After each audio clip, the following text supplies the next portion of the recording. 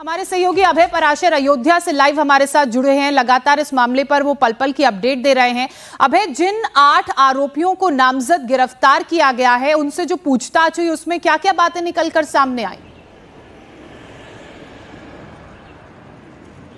देखिए, अब से थोड़ी देर पहले इन सभी 8 नामजद आरोपियों को अयोध्या पुलिस ने गिरफ्तार दिखा दिया है। इनकी फॉर्मल अरेस्ट जो है वो कर ली गई है।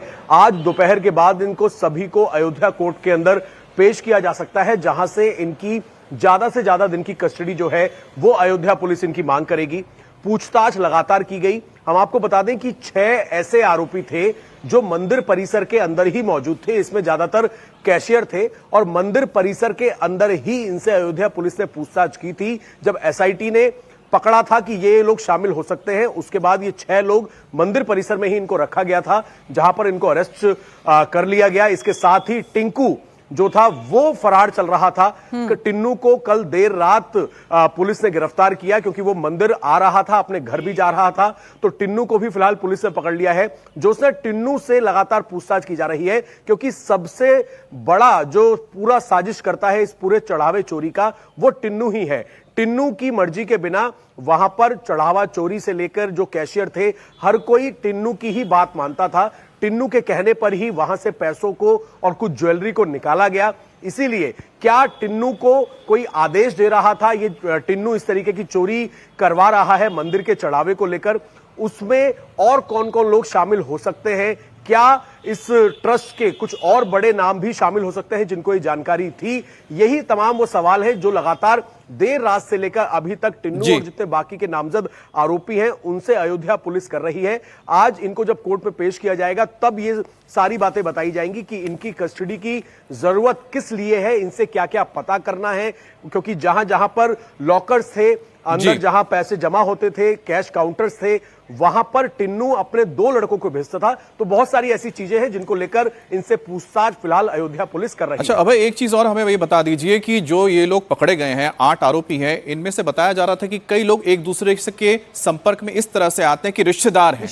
तो कौन किसका रिश्तेदार है, किस तरह से ये पूरी कड़ी है? देखिए, जिस तरीके से अनुकल्प मिश्र है, साथ ही लवकुश मिश्र है, ये आपस में एक दूसरे के जीजा साले बताए जा रहे हैं। साथ ही जो टिन्नू है उसका भतीजा, उसके नाम भी एफआईआर दर्ज है, वो भी इसके अंदर शामिल था। टिन्नू को इतनी पावर थी कि वो अपने किसी भी रिश्तेदार को या फिर उसके कहने पर किसी को भी सेवादार के तौर पर नियुक्त कर दिया जाता था मंदिर में। किसकी एंट्री करवानी है, किसको वीआईपी दर्शन करने हैं, तमाम चीजों को लेकर टिन्नू का इन्वॉल्वमेंट था। और टिन्नू अपने कई रिश्तेदारों को यहां पर रखता था, और यही वजह है कि लवकुश जो एक छोटा सा सेवादार था, उसकी नाम बहुत ज्यादा चर्चा में नहीं और थी। इस एंगल से भी इस पूरे मामले में जांच हो रही है। और सबसे बड़ा सवाल ये है कि क्या किसी की शय पर यह सब कुछ हो रहा था और इसी के लिए कोर्ट में पेश किया जाएगा और इनकी रिमांड की मांग पुलिस करेगी। अबे आप हमारे साथ बने रहिए। अब इन सभी आरोपियों की अगर बात की जाए, इन पर जो धाराएं लगाई गई हैं उसमें 10 साल की सजा है। लेकिन सबसे बड़ा सवाल यही उठ रहा है कि इतनी बड़ी साजिश को आखिर कैसे अंजाम दिया गया, और क्या केवल 8 लोगों की गिरफ्तारी से पूरे इस किरदार में जो लोग हैं वो पकड़ में आ गए? क्या जो सब कुछ हुआ राम मंदिर में उसका पूरा सच इन्हीं 8 किरदारों के इर्द गिर्द घूमता है? जो निगरानी करने वाले लोग थे वो आखिर क्या कर रहे थे? अयोध्या का हर पुलिस स्टेशन इस वक्त बेहद एक्टिव मोड में है। टिन्नू यादव, जिसका बहुत बड़ा रोल है कि उसने सब अपने रिश्तेदारों को काउंटिंग में लगाया। राम मंदिर में चढ़ाई गई पाई पाई के हिसाब का टाइम आ गया है। एक एक आरोपी, हर वो शख्स जिसका नाम एफआईआर में दर्ज है, वो पुलिस के रेडार पर आ चुका है। धरपकड़ शुरू हो चुकी है। जो पकड़े गए हैं वो सच उगलना शुरू कर चुके हैं। अयोध्या स्थित राम जन्मभूमि थाने में रात भर पूछताछ का सिलसिला जारी रहा। चढ़ावा चोरी की साजिश की हर परत को खोलने की कोशिश की गई। अब आज दिन भर में बड़ा एक्शन देखने को मिल सकता है। राम जन्मभूमि ट्रस्ट के सदस्य श्री कृष्ण मोहन की तहरीर पर एफआईआर दर्ज की गई है। एफआईआर के बाद एक्शन शुरू हो चुका है। सबसे पहले ये देखिए, इस एफआईआर के बाद कौन कौन नब गए, कौन बच गए। एफआईआर में दर्ज 8 आरोपियों के नाम सामने आए हैं।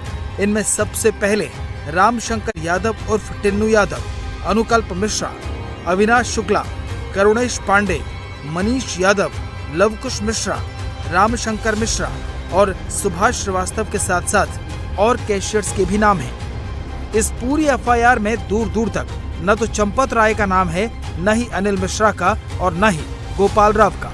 ये तीनों फिलहाल राम मंदिर के देखरेख से लेकर व्यवस्था तक के लिए सीधे तौर पर जिम्मेदार हैं। सवाल उठा कि क्या टिन्नू यादव एफआईआर दर्ज होने के बाद फरार हो गया। यूपी पुलिस के टॉप सोर्सेस के मुताबिक टिन्नू यादव को हिरासत में लेने से पहले तमाम सबूत इकट्ठा किए जा रहे हैं। टिन्नू यादव इस पूरी साजिश की सबसे अहम कड़ी माना जा रहा है। पहले दिन से टिन्नू यादव का नाम सामने आ रहा था, जिसका भी चढ़ावा गायब हुआ उसने सबसे पहले टिन्नू का ही नाम लिया। अब ये जान लीजिए कि जिन लोगों पर एक्शन हुआ है उनका राम जन्मभूमि की व्यवस्था में क्या क्या रोल है। यहाँ भी पहला नाम टिन्नू यादव का है। टिन्नू यादव काउंटिंग टीम का मुखिया था, जबकि सुभाष श्रीवास्तव का काम काउंटिंग की निगरानी करना था। लवकुश मिश्रा, अनुकल्प मिश्रा, करुणेश पांडे, रामशंकर मिश्रा, मनीष यादव और अविनाश शुक्ला चढ़ावे में आए कैश की काउंटिंग टीम के मेंबर हैं। पुलिस के मुताबिक अभी और गिरफ्तारियां होंगी। टिन्नू यादव और मनीष यादव चाचा भतीजा हैं, जबकि अनुकल्प मिश्रा और लवकुश मिश्रा जीजा साले हैं। टिन्नू यादव के बाद दूसरा सबसे बड़ा नाम सुभाष श्रीवास्तव का है। सुभाष श्रीवास्तव की निगरानी में ही चढ़ावे की गिनती होती थी। इसके अलावा एफआईआर में वो कैशियर्स भी आरोपी बनाए गए हैं जो सबसे पहले चढ़ावे की चोरी करते हुए सीसीटीवी फुटेज में दिखे। इनमें टिन्नू यादव का भतीजा मनीष यादव भी शामिल है। इनमें से 3 लोगों के पास से करीब 1.5 करोड़ रुपए की रकम बरामद की गई थी। एक आरोपी लवकुश मिश्रा के घर से 10 लाख रुपया कैश बरामद हुआ। एक और आरोपी ने अपनी वाइफ के बैंक खाते से निकालकर 50 लाख रुपए दिए थे। एसआईटी की रिपोर्ट के बाद अयोध्या के पुलिस थाने में ये एफआईआर दर्ज हुई है। जिन धाराओं में केस दर्ज हुआ है उनमें सख्त सजा का प्रावधान है। आरोपियों पर पावर का गलत इस्तेमाल करके संपत्ति में विश्वासघात, चोरी के सामान की आदतन खरीद फरोख्त, चोरी की संपत्ति ठिकाने लगाना और आरोपियों की आपराधिक साजिश के साथ साथ दूसरे आरोपियों के साथ शामिल होने की धाराएं लगी हैं। इन धाराओं में अधिकतम 10 साल की सजा हो सकती है।